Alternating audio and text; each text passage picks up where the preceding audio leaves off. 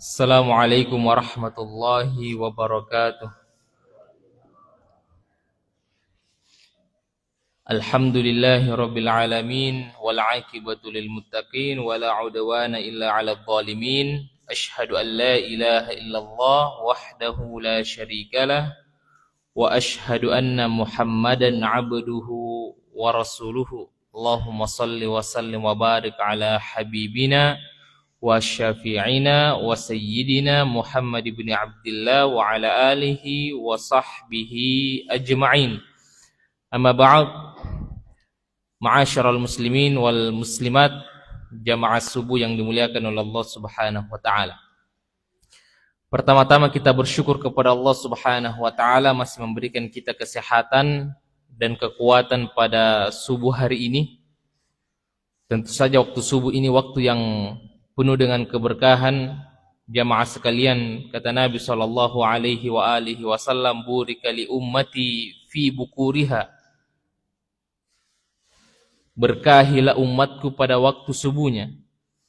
Dalam hadis yang lain disebutkan, Allahumma barik li ummati fi bukuriha. Wahai Allah, berkahilah umatku di waktu subuhnya. Dan alhamdulillah Allah Subhanahu wa taala memberikan kita kesehatan dan juga Allah memberikan kepada kita hidayah. Tanpa hidayah jamaah sekalian mustahil kita bisa beribadah kepada Allah Subhanahu wa taala. Tanpa ibadah yang Allah berikan, hidayah yang Allah berikan kepada kita, maka hati kita ini pasti tidak bisa bergerak untuk beribadah kepada Allah Subhanahu wa taala. Makanya kita bersyukur kepada Allah pada subuh hari ini Allah Subhanahu wa taala masih memberikan kita hidayah. Makanya kita selalu meminta kepada Allah, ihdinas siratal mustaqim. Tunjukilah kami, berikanlah kami hidayah ke jalan-jalan yang lurus. Dan al-mustaqim jamaah sekalian itu bermakna, salah satu makna yang disebutkan oleh para ulama kita adalah kita istiqamah. Istiqamah di jalan-jalan ketaatan. Karena kenapa jamaah sekalian, kita tidak tahu apakah besok kita masih sholat 5 waktu. Apakah nanti siang, waktu zuhur, kita masih diberikan hidayah untuk beribadah kepada Allah Subhanahu wa ta'ala. Makanya kita selalu meminta kepada Allah, ihdina as-siratal mustaqim. Tunjukilah kami jalan-jalan yang lurus, jalan-jalan keistiqamaan. Salam dan salawat kita kirimkan kepada Rasulullah sallallahu alaihi wa alihi wasallam. Nabi yang kita cintai dan juga Nabi yang kita muliakan. Nabi sallallahu alaihi wa alihi wasallam senantiasa mengajarkan kita tentang bagaimana kita mengenal Allah Subhanahu wa taala dan juga bagaimana kita berinteraksi, bermuamalah dengan sesama manusia. Jadi Nabi sallallahu alaihi wa alihi wasallam mengajarkan kita bagaimana kita beribadah, bagaimana kita sholat, berpuasa, berhaji, berumrah, dan juga Nabi sallallahu alaihi wasallam mengajarkan kepada kita bagaimana kita berbicara, bagaimana kita bertetangga, bagaimana kita hidup di tengah umat manusia. Nabi sallallahu alaihi wasallam, innama bu'ithtu liutammima makarimal akhlaq. Kata Nabi sallallahu alaihi wasallam, tidaklah aku diutus di dunia ini salah satu di antaranya untuk menyempurnakan akhlak manusia. Jamaah sekalian yang dimuliakan oleh Allah Subhanahu wa taala, insyaallah pada subuh hari ini kita akan membahas satu topik yang luar biasa, yaitu kita berusaha mentadabburi ayat-ayat di dalam Al-Qur'an, secara khusus surah Al-Insyirah. Surah Al-Insyirah. Surah Al-Insyirah jamaah sekalian, ada beberapa nama dari surah Al-Insyirah. Ada yang menyebutkan dalam tafsir Asy-Syarh, Suratul Syarh. Ada juga menyebutkan surah Alam Nashrah. Dan juga ada menyebutkan surah Al-Insyirah. Makanya di beberapa mushaf kita membuka Al-Quran, terkadang berbeda namanya. Karena memang ulama kita berbeda dalam menetapkan nama dari surah Al-Insyirah ini. Yang pertama jemaah sekalian, Allah Subhanahu wa taala berfirman, alam nashrah laka sadrak wa wada'na 'anka wizrak alladhi anqadha dhahrak wa rafa'na laka dzikrak fa inna ma'al usri yusra inna ma'al usri yusra fa idza faragta fansab wa ila rabbika farghab. Jemaah sekalian, ayat ini terdiri dari 8 ayat. 8 ayat yang ternyata maknanya luar biasa jemaah sekalian. Maknanya luar biasa dan dijelaskan oleh para ulama kita.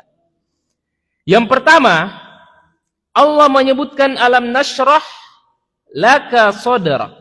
Apakah kamu tidak melihat bahwa kamu Muhammad sudah dilapangkan, dibersihkan hatinya? Yang pertama jemaah sekalian, kelapangan hati ini adalah tanda orang-orang beriman. Orang-orang beriman itu akan senantiasa lapang hatinya. Ketika menerima cobaan dari Allah, ketika ada musibah, ada hinaan, ada celaan dari manusia, orang-orang beriman senantiasa lapang hatinya. Senantiasa menjadi manusia-manusia yang senantiasa mudah dalam memaafkan. Wal 'afina 'anil nas. Kata Allah Subhanahu wa taala, mereka akan mudah dalam memaafkan. Kemudian yang kedua jemaah sekalian, maksud dari ayat ini kelapangan hati, salah satu di antaranya adalah al-Islam. Kenikmatan Islam itu adalah kenikmatan yang tinggi di hadapan kita. Kita boleh diberikan mobil, kita boleh dibelikan kendaraan, rumah, kita punya anak, kita punya tanah. Tapi kenikmatan tertinggi jamaah sekalian adalah keislaman kita. Bayangkan kita diberikan mobil tapi tidak diberikan hidayah. Kita diberikan anak tapi tidak diberikan hidayah. Maka mungkin saja kita tidak berada di tempat yang mulia ini. Makanya Allah menyebutkan famay yuridillahu ay yahdiyahu yashrah sadrahu lil Islam. Kata Allah Subhanahu wa taala, siapa yang Allah inginkan hidayah, yashrah sadrahu lil Islam, maka Allah akan lapangkan dadanya menerima Islam.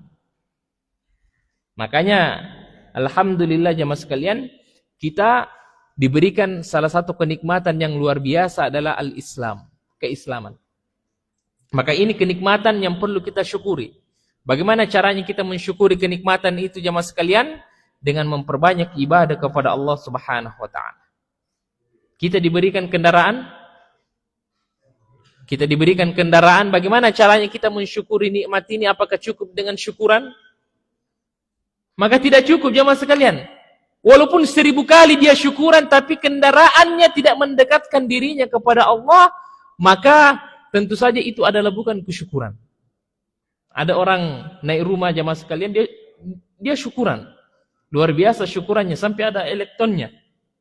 Tapi ternyata rumahnya tidak pernah dibacakan Al-Quran. Tidak pernah ada orang sholat sunnah di dalamnya. Tidak pernah ada nasihat-nasihat takwa di dalamnya. Apalah pentingnya orang syukuran ketika tidak ada ibadah di dalam kenikmatannya.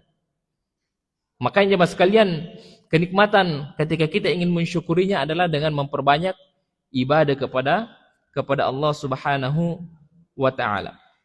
Kemudian yang kedua jemaah sekalian, wa wada'na 'anka wizrak. Dan Allah Subhanahu wa taala telah menghilangkan al-wizrak atau wizrak.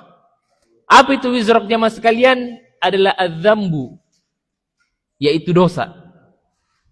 Allah Subhanahu wa taala memastikan bahwa di dalam jiwa Nabi Muhammad tidak ada dosa jemaah sekalian.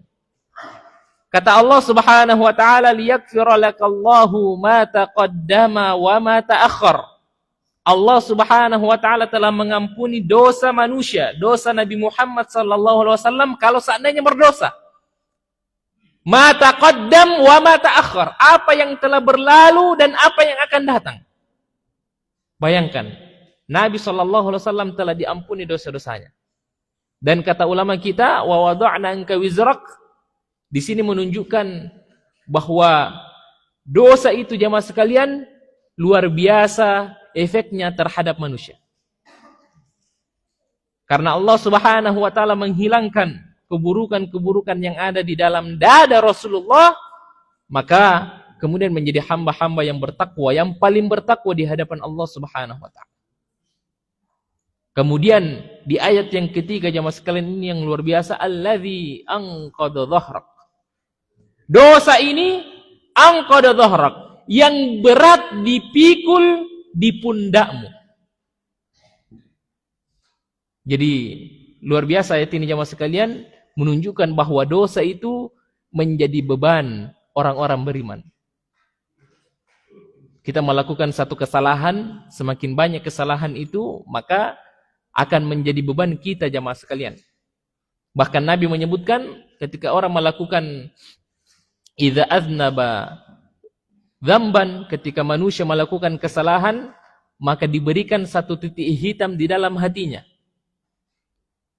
Ketika dia bertaubat, dihampuni dan dihapuskan titik hitam itu. Ketika dia mengulangi dosanya, dosa dan seterusnya, semakin banyak titik hitam sampai menjadi gelap dan menjadi mati hatinya. Al-qasiyatu qulubuhum, orang-orang yang dihitamkan, dibuat keras di dalam hatinya. Maka bahaya dosa jamaah sekalian, orang-orang beriman itu akan menjadikan beban dosa sebagai beban dalam kehidupannya. Jadi jangan kita anggap remeh satu kesalahan walaupun mungkin kecil, tapi jangan pernah kita anggap remeh. Kita misalnya bertengkar dengan tetangga kita, maka jangan anggap remeh itu jamaah sekalian. Karena kenapa? Itu akan menjadi al-qasiyah, kegelapan di dalam hati-hati kita. Dan itu akan menjadi beban. Allazi anqadha dhahrak. Allah menghilangkan beban yang ada di pundak Nabi, yaitu kesalahan. Kemudian yang keempat jamaah sekalian, orang-orang beriman itu akan takut melakukan kesalahan. Walaupun kita bisa bertaubat jamaah sekalian, tapi jangan kita anggap remeh kesalahan. Kesalahan kecil atau kesalahan besar. Jangan pernah kita anggap remeh kesalahan kecil, walaupun kecil. Jangan pernah kita anggap remeh, karena kenapa? Itu akan menjadi beban kita. Bukan hanya di dunia, tapi juga beban kita di hadapan Allah Subhanahu wa ta'ala. Makanya orang beriman mengatakan, Kul inni akhafu in asaitu rabbi azaba yaumin azim. Kata Allah Subhanahu wa ta'ala menyebutkan perkataan orang-orang beriman, mereka mengatakan, sesungguhnya aku takut melakukan kesalahan. Inni akhafu in asaitu. Saya takut melakukan dosa di hadapan Allah, karena kenapa? Azabu yaumin azim. Takut terhadap azab dari Allah Subhanahu wa ta'ala. Makanya ini perlu kita tanamkan dalam diri kita. Kesalahan kecil yang samar-samar, yang nampak kita di dalam rumah tidak ada orang lihat, kemudian punya peluang melakukan kesalahan. Maka perlu kita hindari semua kesalahan-kesalahan kecil dan besar. Untuk apa jemaah sekalian? Untuk kita berhati-hati. Orang-orang beriman senantiasa takut melakukan kesalahan. Kemudian kata Allah Subhanahu wa ta'ala, wa rafa'na laka dzikrak. Allah Subhanahu wa ta'ala telah mengangkat namamu, yaitu Rasulullah sallallahu alaihi wasallam. Kenapa namanya Nabi diangkat? Bagaimana caranya mas sekalian? Ternyata ada hadis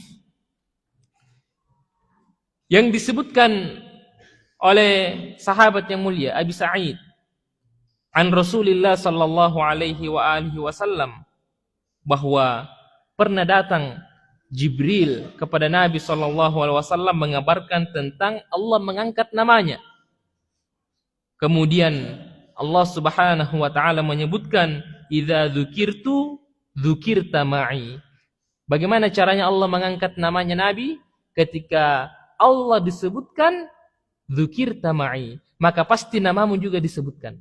Kita bersyahadat jamaah sekalian, tidak lengkap syahadat kita tanpa kita menyebutkan namanya Nabi sallallahu alaihi wasallam. Bahkan disebutkan ada satu perkataan syair disebutkan alam taro anna la yasihhu adhanuna wala farduna illam nukarrirhu fihima. Apakah kamu tidak tahu bahwa salat kita, azan kita tidak sah, ibadah kita tidak sah kecuali kita menyebutkan nama Nabi Muhammad sallallahu alaihi wasallam. Kalau ada orang azan tidak menyebutkan asyhadu anna Muhammadar Rasulullah, maka tidak sah. Maka inilah bentuk bagaimana Allah meninggikan nama dari Nabi sallallahu alaihi wasallam. Kemudian yang kedua, jamaah sekalian, fakta di dunia ini bahwa yang paling banyak nama yang diberikan kepada manusia itu adalah Muhammad. Yang paling banyak di dunia ini, dari timur ke barat dan seterusnya, yang paling banyak nama yaitu nama Nabi Muhammad sallallahu alaihi wasallam. Kita di Indonesia saja banyak sekali namanya Muhammad. Bayangkan, ini bentuk bagaimana Allah Subhanahu wa taala rafa'na laka dzikrak. Allah mengangkat namanya Rasulullah sallallahu alaihi wasallam. Kemudian jemaah sekalian yang dimuliakan oleh Allah Subhanahu wa taala, fa inna ma'al usri yusra. Ketika Allah menyebutkan kenikmatan